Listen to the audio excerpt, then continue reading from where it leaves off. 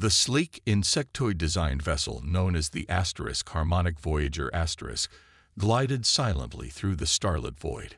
Captain June stood on the command deck, his tall, slender form draped in the shimmering ceremonial garb of a Federation High Captain. All 6 of his amber eyes narrowed as he studied the view screen. "Unidentified vessel approaching from Sector 7, reported Officer Tai, his fingers dancing over the holographic controls. "Small craft. Configuration unknown." June tilted his head, antenna twitching with curiosity.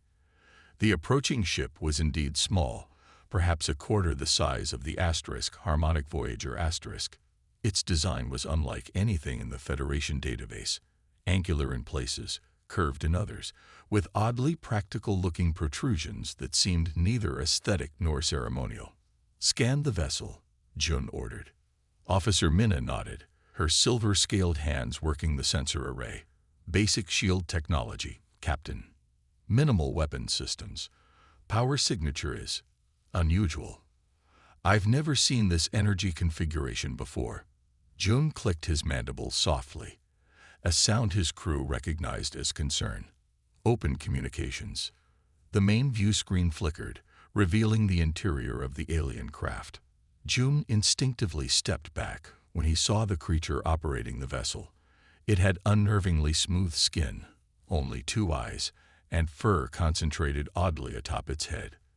The beam wore no ceremonial markings of rank or station. "Unknown vessel. Identify yourself," Jun commanded, keeping his voice steady despite his discomfort. The alien's face moved in a strange way, lips pulling back to reveal bone-white teeth. Was this a threat display? Jun's hand moved subtly toward the emergency protocol panel. "This is Captain Reyna of the Earth trading vessel Prosperity *. The creature replied in fluent Galactic Standard. "We seek permission to establish trade routes through Federation space." Murmurs rippled across the Harmonic Voyager's bridge. Humans. The rumors had been circulating through Federation space for several cycles now. A newly spacefaring species from a backwater system, advancing at an alarming rate. "Silence," Jun ordered his crew before turning back to the view screen. "Human vessel, maintain your position. Do not approach further." Jun signaled for the communication to be muted. "Information on humans," he demanded.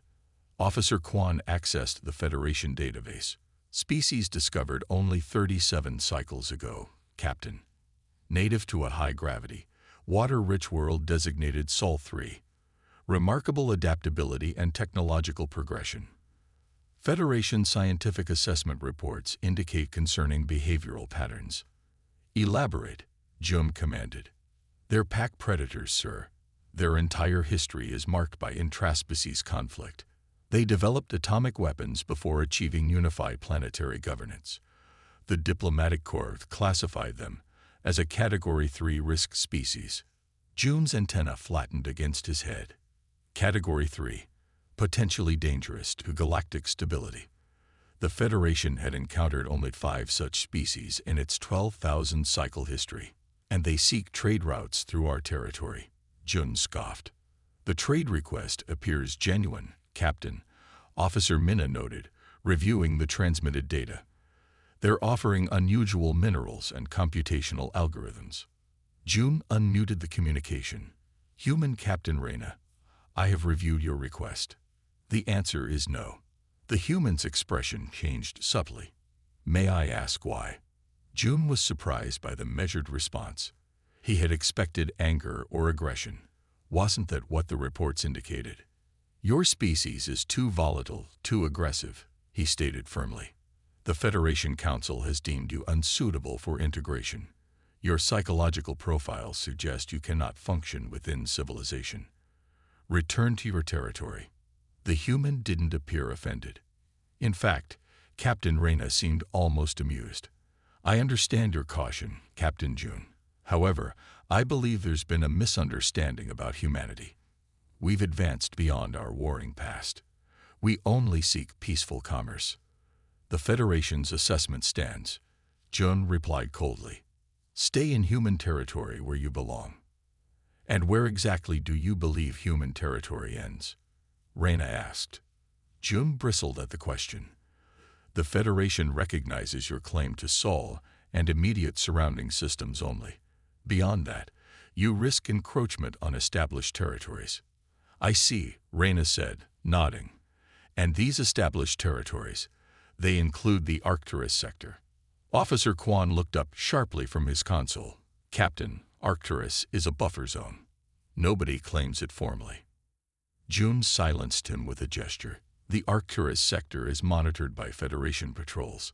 It is not open for human exploration or exploitation. Interesting, Reyna replied. Our sensors detected distress signatures from that region.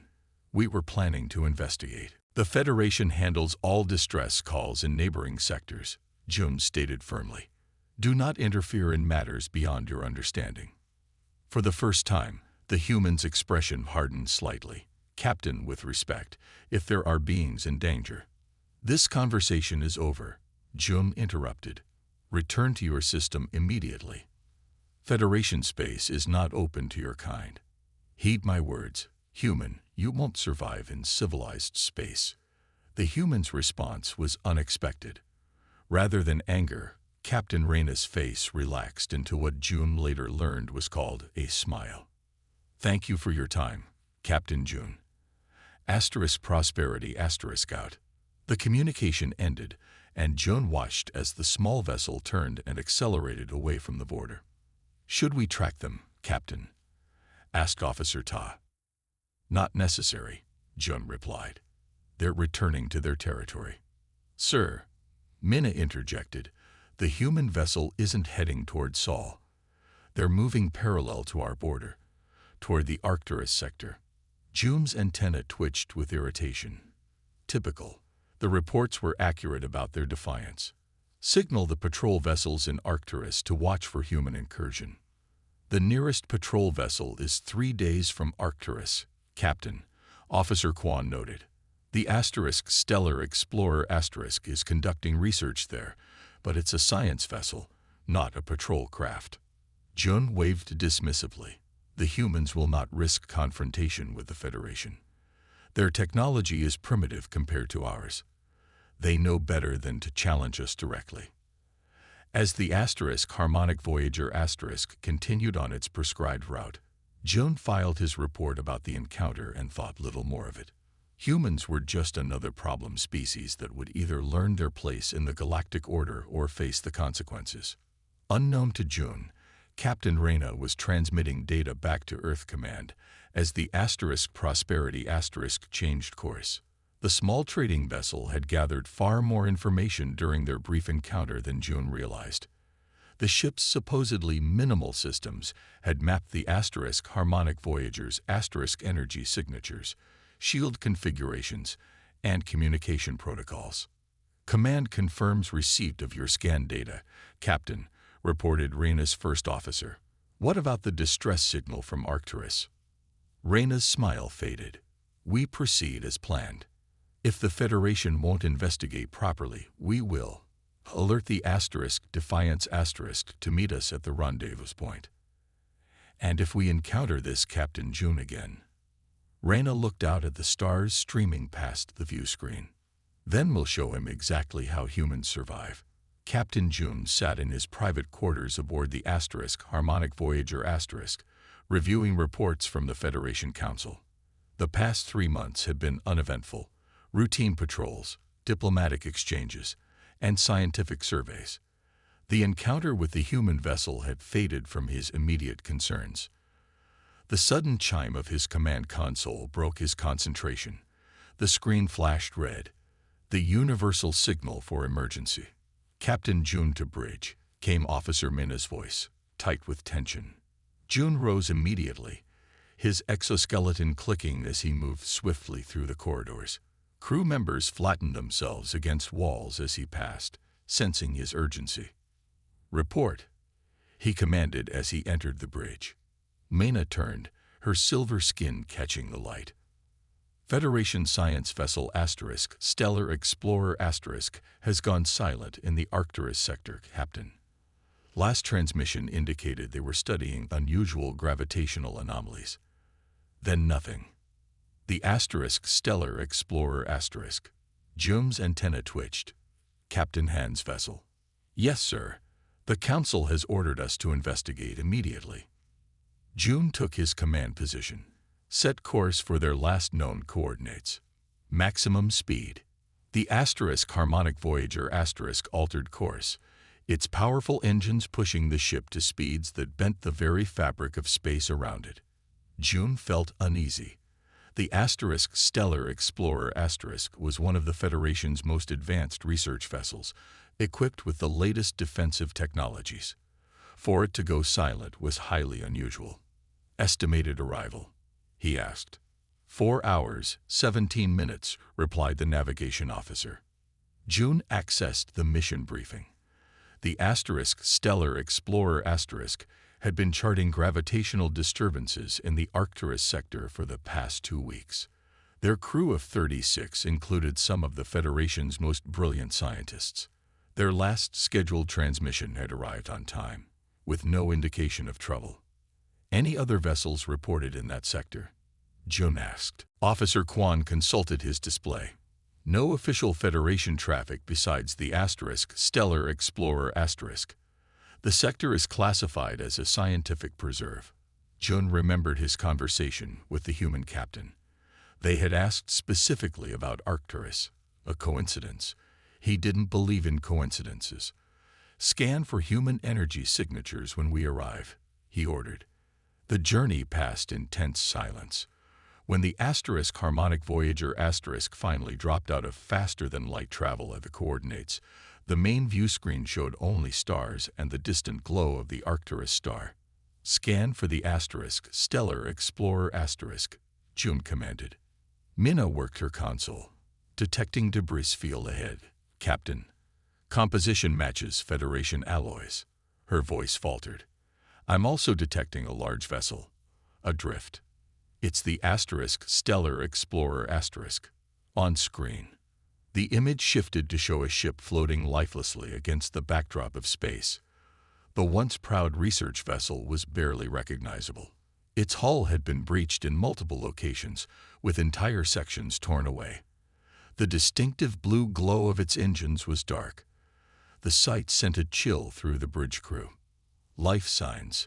June asked, dreading the answer. None detected, Captain, Minna replied, her silver skin reflecting the red emergency lights that had automatically activated. But sensor readings indicate the attack occurred less than 6 hours ago. The hull is still cooling from weapons fire. June's mind raced. 6 hours. We might have just missed the attackers.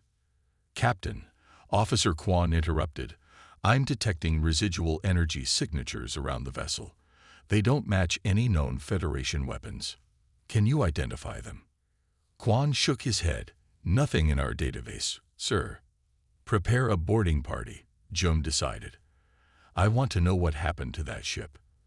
As the crew moved to follow his orders, Tactical Officer Day suddenly stiffened at his station. His hands flew across his console. Captain. Energy surge at coordinates 7-3 Mark II. On screen, June ordered. The view screen shifted to show empty space, then shimmered as something began to appear. The space itself seemed to fold, revealing a dark shape where nothing had been before. 3 vessels decloaking. Configuration unknown. Dai shouted, his voice rising in alarm. On the view screen, 3 angular, predatory ships appeared as if materializing from the void itself. Their hulls were black as space itself, adorned with what appeared to be bony protrusions. They moved with unnatural precision, forming a triangle around the Harmonic Voyager Shields up. Battle stations. June commanded. Mina stared at the vessels, her silver face reflecting shock. Vex warships, she whispered, using a name June had never heard. They're not supposed to be in this sector. Vex. What are Vex? June demanded. Before Mina could answer, one of the alien ships emitted a pulse of sickly green energy. Incoming weapons fire, Dai warned. Evasive maneuvers, June ordered. The ship lurched, but too late. The first energy blast hit before shields could fully engage. The bridge exploded in a shower of sparks. June was thrown from his command chair as consoles erupted in flames. "Damage report," he shouted over the blaring alarms. Officer Todd pulled himself up from the floor, green blood seeping from a wound on his head. Main power down 60%. Shields at critical levels. A second blast rocked the ship. The lights flickered and died, replaced by the dim glow of emergency systems. "Weapons?" June asked, struggling to his feet. "Offline, sir," Day reported grimly. "We can't fight back." Through the view screen, June watched as the three black ships moved closer, their bone-like protrusions seeming to pulse with an inner light. "Open a channel," June ordered. "All frequencies." Minna worked her damaged console. "Channel open. Captain." "This is Captain June of the Federation vessel Harmonic Voyager *. We are on a peaceful mission. Why have you attacked us?" The response came not as words, but as a piercing sound that drove several crew members to their knees, clutching their heads in pain. On the view screen, symbols appeared, angular, aggressive glyphs that the ship's translator couldn't decipher. "What are they saying?" June demanded. Mina studied her readings. "I don't know, sir. It's unlike any language in our database." Another blast hit the ship, more powerful than the previous ones. The deck buckled beneath them. "Hull breach on decks 3 through 7. Ta shouted. "Emergency force fields failing." June realized with growing horror that they were outmatched and outgunned. The Federation had never encountered a species that could match their technology, let alone surpass it. "Send distress signal," he ordered. "All channels, maximum power." "Signal away," Minna confirmed. "But the nearest Federation vessel is 3 days out at maximum speed." The three alien ships began to move in perfect synchronization, surrounding the crippled Harmonic Voyager *. "They're preparing to board us," Day reported, his voice steady despite the fear evident in his eyes. June looked around at his injured crew, at the damaged bridge of his once proud vessel. For the first time in his long career, he faced an enemy he couldn't understand or defeat. The realization was bitter. "Prepare for defensive measures," he ordered. "All crew to emergency stations. If they want this ship, they'll have to fight for it." As his crew scrambled to obey, June couldn't help but remember his dismissive warning to the human captain. "You won't survive in civilized space," he had said. Now, as the unknown alien vessels prepared to board his ship, June wondered if civilization as the Federation knew it was about to change forever. The Harmonic Voyager * drifted through space, its once proud systems reduced to emergency power only.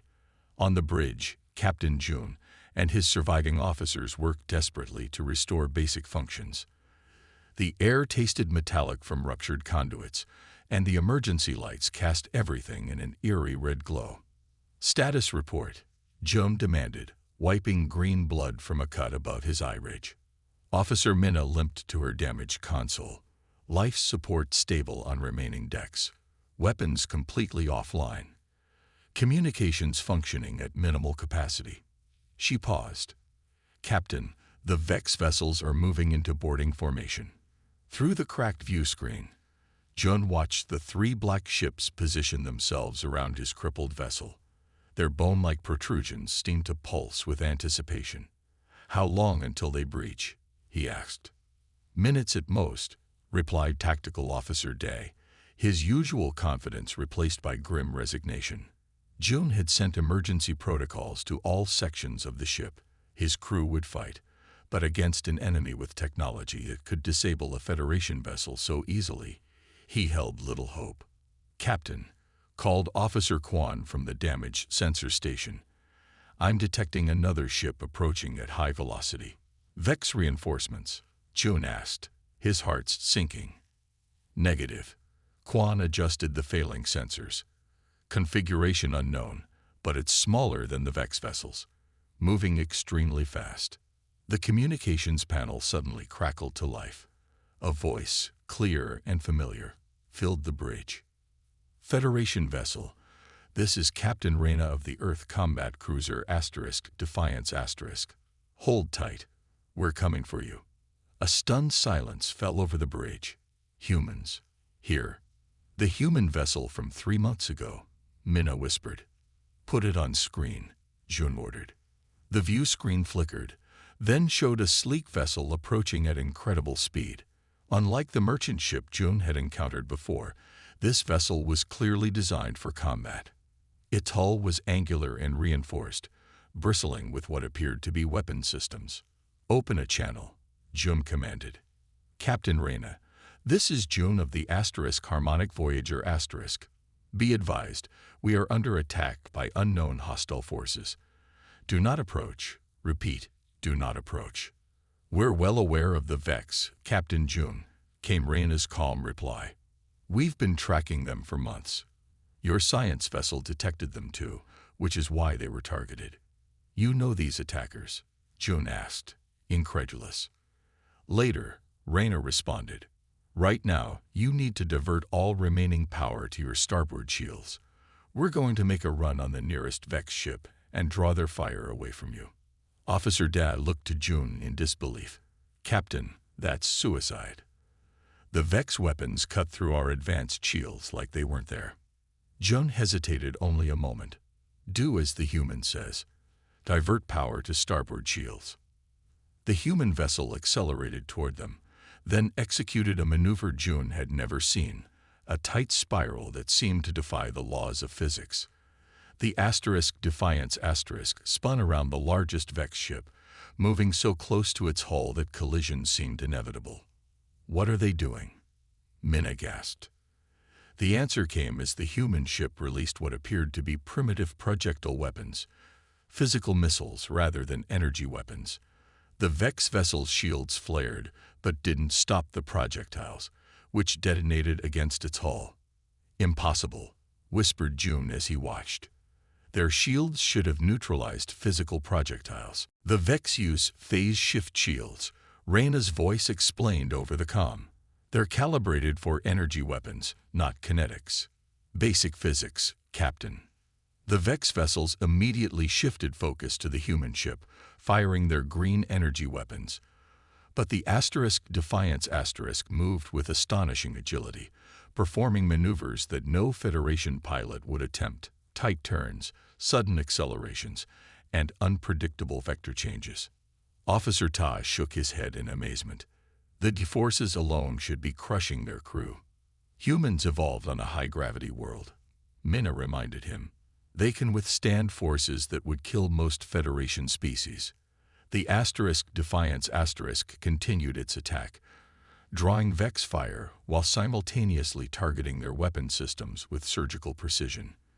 Each missile struck a key point on the Vex vessels, disabling weapons, engines, or sensor arrays. They know exactly where to hit them, Dai observed. They've studied these enemies. One of the Vex ships exploded suddenly, its core breached by a well-placed human missile. The other two immediately broke formation, attempting to regroup. Harmonic Voyager we're creating an opening, Reyna's voice announced. We're coming alongside to evacuate your crew. Your ship can't be saved. June bristled at the human's presumption. This is a Federation vessel. We do not abandon. A massive explosion cut him off as one of the remaining Vex ships fired a concentrated beam at the Harmonic Voyager's engine section. The entire ship shuddered violently. Core breach imminent, shouted Quan. 3 minutes to catastrophic failure. June's antenna flattened against his head. Begin evacuation procedures. All hands to escape pods and emergency gathering points. The human vessel expertly maneuvered between the Harmonic Voyager and the Vex ships, continuing to fire missiles while simultaneously approaching the Federation vessel's main airlock. We're preparing to dock, Reyna informed them. Get your people to the starboard docking collar. June led his bridge crew through failing corridors, helping injured crew members along the way. Emergency lighting flickered as systems continued to fail. They'd reached the docking area just as the ship trembled from another hit. 1 minute to core breach. the ship's automated system announced. The airlock door slid open, revealing not the armed human soldiers Jun had expected, but medical teams rushing forward with stretchers and emergency equipment. Quickly, called a human medic, her focus immediately on the most severely injured Federation crew members. Priority to the wounded. Move. Jun stood frozen for a moment, watching as the humans efficiently guided his crew aboard their vessel. They worked with practiced precision, categorizing injuries and administering emergency treatment even as they moved. A human in a different uniform approached him directly. Captain Jun. I'm Lieutenant Park, First Officer of the Defiance *. The captain requests your presence on our bridge once we're clear. Jun followed the human through the airlock, his mind struggling to process the rapid change in circumstances. The Defiance's interior was utilitarian but advanced, with systems Jun didn't recognize. 30 seconds to core breach, announced a calm voice over the Federation ship's comm system. Last group aboard, shouted a human at the airlock. Seal it. The airlock closed with a hiss as the final Federation crew members stumbled through. Immediately, the Defiance detached from the dying Harmonic Voyager *. All hands, brace for emergency acceleration, came Captain Reyna's voice over the ship's communication system. The human vessel surged forward with a speed that pressed Jun against the corridor wall. Through a viewport, he watched as his ship, his home for the past 7 cycles, grew smaller behind them. Moments later, it erupted in a silent flash of light as the core finally breached. Your crew is safe, Captain, Lieutenant Park informed him. We have 87 Federation personnel aboard. 87. Jun's voice shook slightly. Our complement was 112. The human's expression softened. I'm sorry. We couldn't reach everyone in time.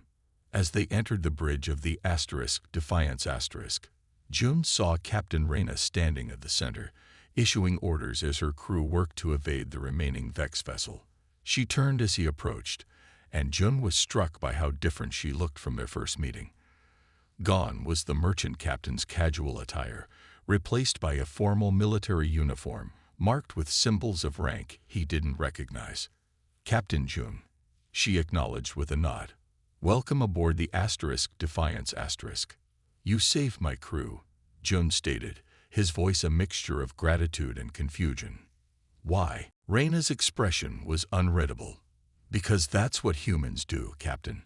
Now, if you'll excuse me, we still have 1 Vex ship to deal with before we can talk properly.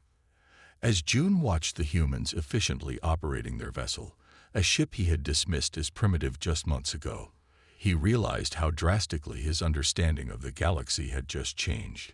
Captain Jun sat on the edge of the medical bed, his exoskeleton still bearing the green stains of dried blood. The human ship's medical bay was smaller than those on Federation vessels, but surprisingly well-equipped. A human doctor had treated his injuries with unexpected skill, using techniques Jun had never seen before. Officer Minna lay in the bed next to his, her silver skin dulled by fatigue and injury.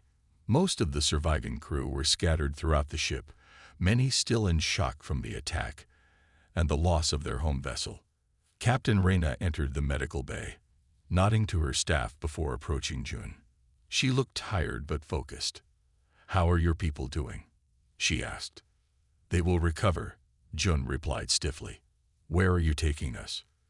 We're heading to Outpost Horizon, Reyna explained as Jun shifted uncomfortably on the bed. It's the closest safe haven. We can provide proper medical care for your wounded there and arrange transport back to Federation space. This outpost, it's a human facility. Reyna nodded. One of our forward bases. We established it 5 years ago to monitor Vex activity in this sector. You never mentioned these Vex when we first met, Jun said accusingly. Would you have believed me? Reyna asked. You made it quite clear what you thought of humans and our primitive technology. Jun's antenna twitched in embarrassment. He couldn't argue with that assessment. How long until we reach this outpost? He asked instead. 3 days at our current speed. We took some damage during the rescue. Our main engines are operating at reduced capacity. June studied the human captain. Why did you come for us? After our previous encounter, you owed us nothing. Reyna's expression softened slightly. We detected your distress signal. The Vex don't leave survivors. We couldn't stand by and let that happen, regardless of our past interaction.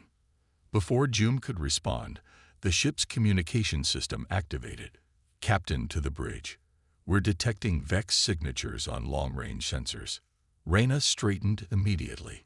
Excuse me, Captain June. Duty calls. Over the next 3 days, June observed the human crew with growing curiosity.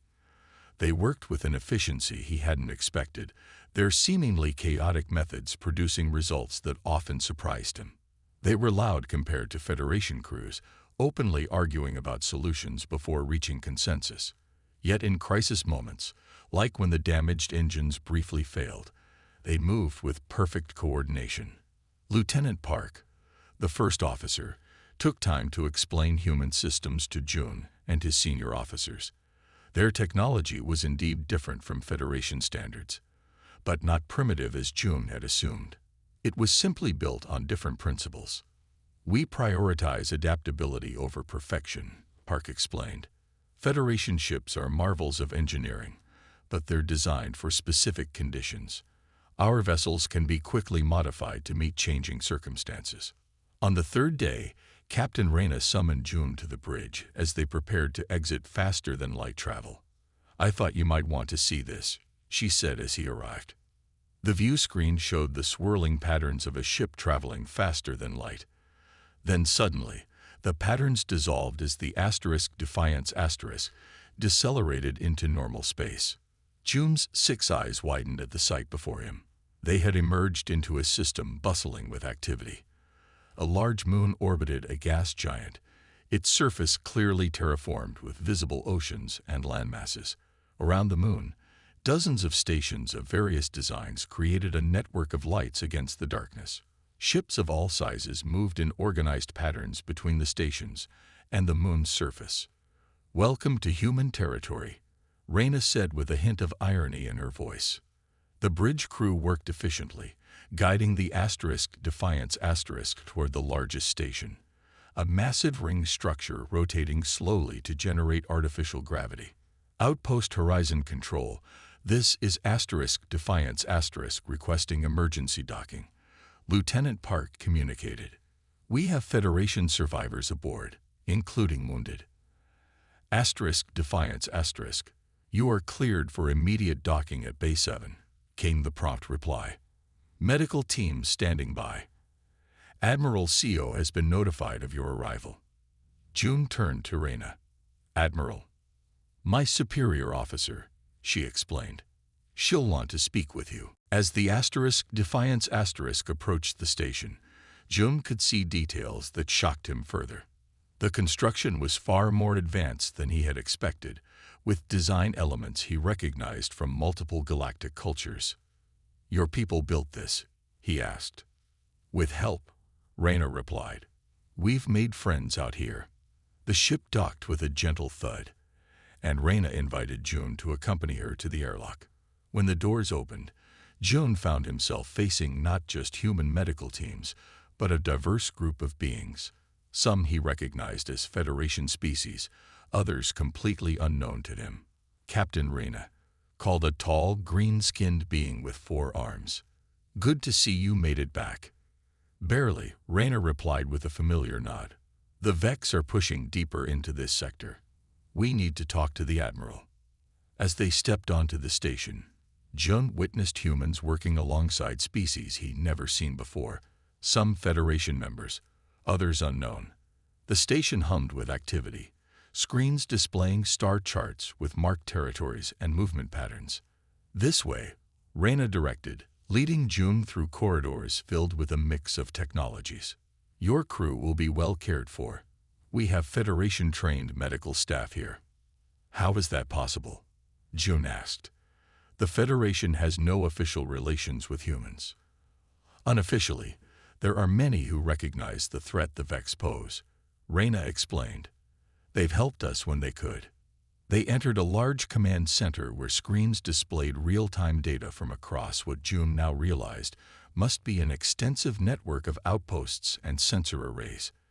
At the center stood an older human female, her gray hair cut short, and her uniform bearing additional symbols of rank. Admiral CO. Reyna greeted with a formal gesture.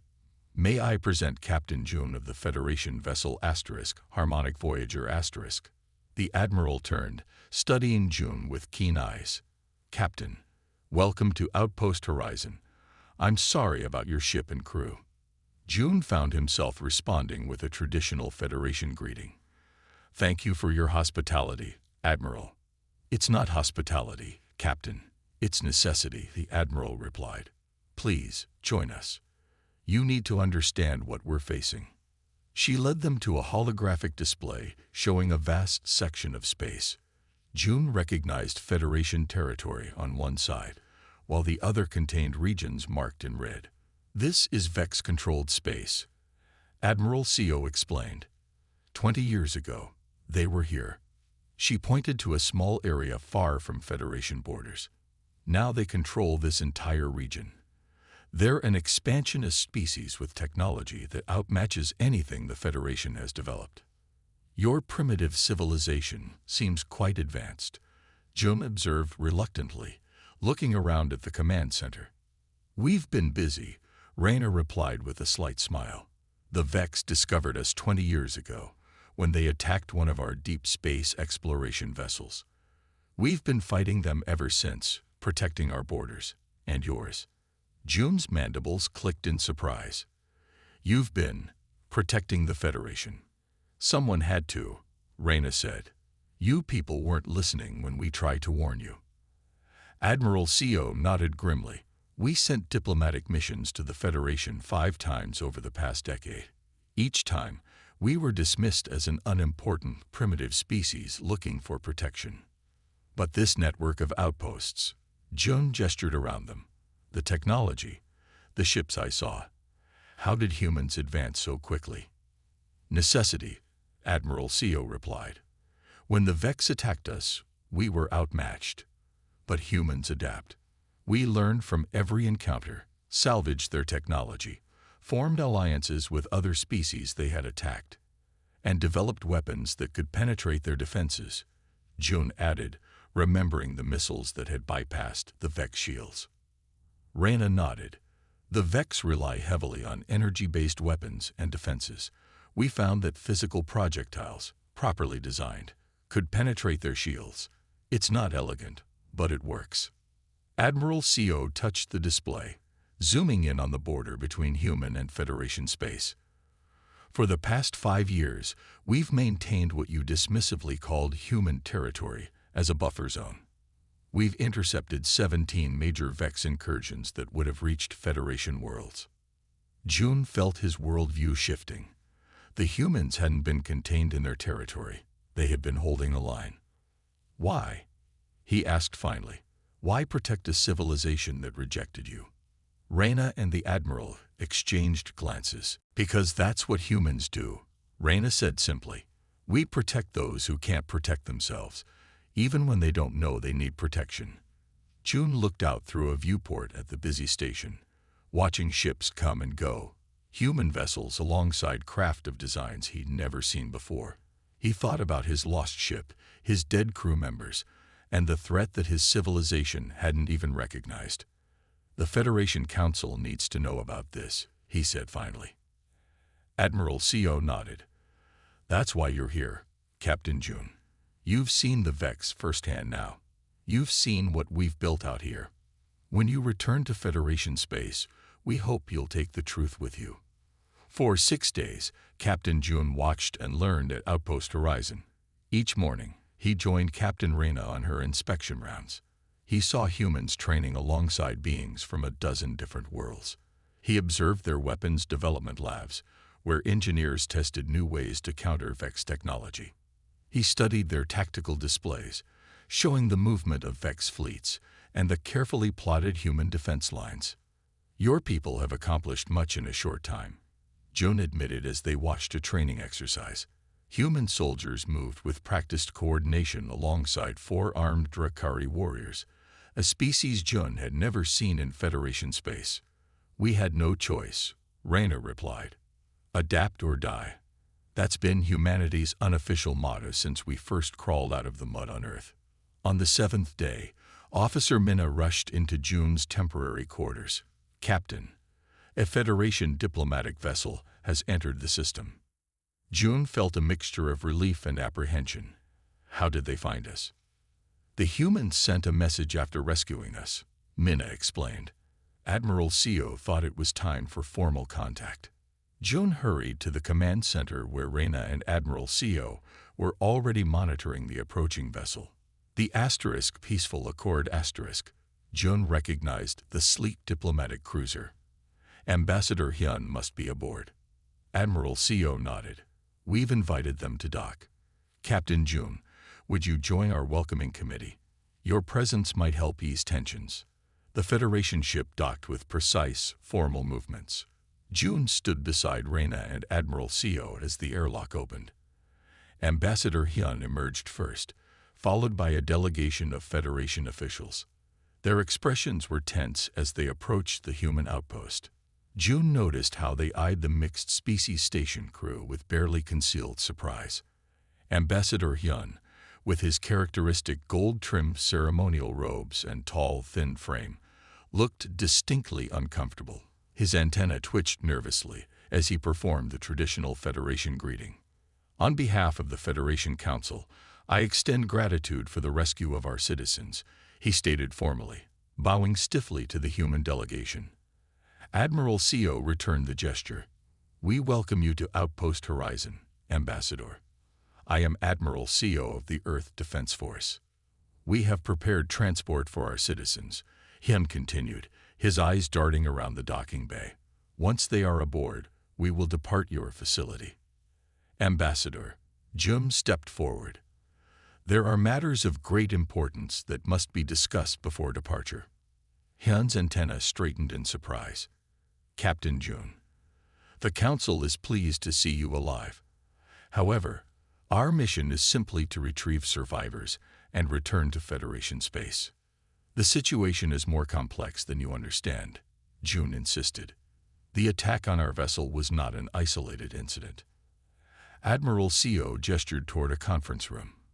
"Perhaps we could discuss these matters more comfortably inside, Ambassador."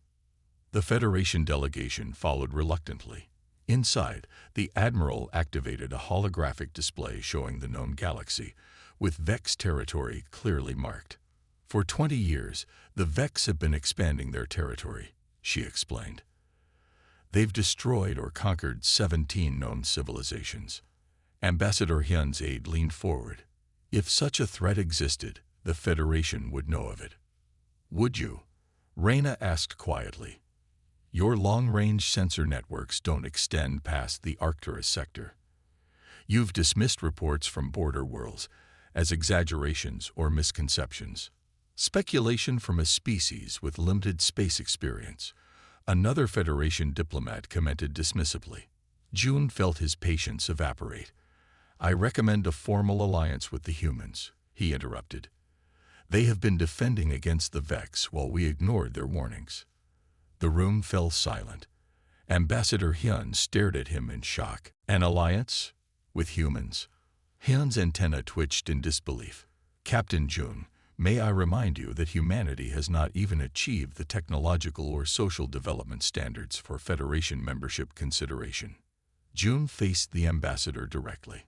"When I told Captain Reyna that humans wouldn't survive in civilized space, I meant it as a dismissal." He gestured to the star map showing Vex incursions and human defense lines. "I now understand it differently." He walked to the holographic display and expanded the border region. "Here, 3 years ago, a Vex fleet attempted to penetrate Federation space. They were intercepted and destroyed by human forces. Here, 18 months ago, another incursion, another human defense. 6 more in the past year alone." Jun pointed to the wreckage field where they had found the Stellar Explorer *. "And now they've destroyed a Federation science vessel. We were next. If not for the humans, none of us would be alive. These claims require verification, Ambassador Hyun said stiffly. I've provided all sensor logs from the Defiance Reyna offered. And we salvaged the data core from your science vessel. It contains detailed scans of Vex ships before they attacked. One of the Federation scientists in the delegation moved forward to examine the data. After several minutes of silent analysis, she looked up. The energy signatures match what we detected just before losing contact with 3 border outposts last year. Outposts we were told were destroyed by natural phenomena, June added pointedly. Ambassador Hyun's composure finally cracked. Why would humans defend Federation space without our knowledge or approval? Because someone had to, Admiral CO replied simply. The Vex don't distinguish between humans, Federation species, or anyone else. They consume and advance. If they broke through our defense line, your worlds would be next. The debate continued for hours. Federation diplomats questioned and challenged, while the humans patiently presented evidence, testimonials from other species, and tactical analyses. June found himself repeatedly supporting the human position, using his first-hand experience to counter Federation skepticism. As the formal meeting adjourned for a recess, Reyna approached June in a quiet corner of the conference room. You're fighting hard for this alliance, she observed. It is necessary for survival, June replied. Both yours and ours. Reyna held out a data tablet. While the diplomats debate, we're planning our next step. We've gathered enough intelligence to locate what we believe is the Vex Command Center, possibly their homeworld. June examined the data with surprise. This is beyond the edge of known space. We're mounting an expedition, she said. A small, fast ship with our best crew. We need someone who understands Federation protocols and can act as liaison if we encounter other species along the way. She paused, interested. June looked at the human captain, this representative of a species he had dismissed as primitive just days ago. He thought about his lost ship, his dead crew members. He thought about the Federation's complacency and the humans' determined resistance. When do we depart? He asked without hesitation. Across the room, Ambassador Hyun was deep in conversation with his aides. He kept glancing at the human officers with a mixture of suspicion and dawning realization. The Council will need time to consider a formal alliance, he eventually announced. However, we can establish a joint task force immediately to assess the Vex threat and coordinate defensive measures. Admiral CO nodded. A reasonable first step, Ambassador. Additionally, Hyun continued, we request Federation observers be permitted to join your border patrols and outposts to facilitate information sharing. Of course, the Admiral agreed. And we would welcome Federation technical expertise to improve our early warning systems. As the two leaders continued negotiating, Jun felt a sense of cautious optimism. He caught Reyna's eye across the room, and she gave him a subtle nod. The mission to the Vex homeworld would proceed, regardless of diplomatic outcomes. Later, as the Federation delegation prepared to return to their ship with most of the survivors, Ambassador Hyun approached Jun privately. The Council expected you to return with us, Captain, he said.